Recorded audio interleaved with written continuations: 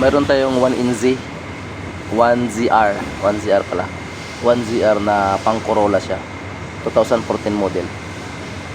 So magpapalit tayo ng makina, no? Ito yung makina ng surplus, yun yung isa.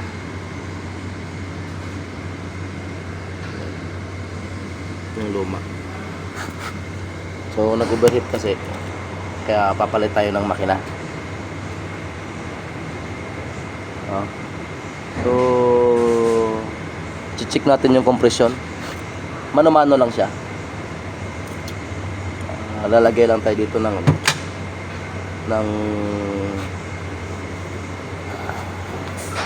tissue dito. Pero mayroon na to.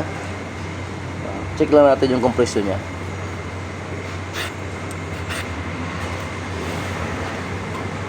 Tapos pipihitin natin yung crankshaft.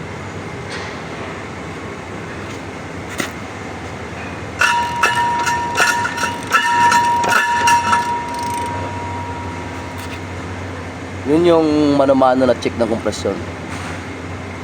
So malakas yung compression niya. Sana lang walang tunog yung makina. So compression niya mataas. So yun lang muna. Ikakabit pa natin to.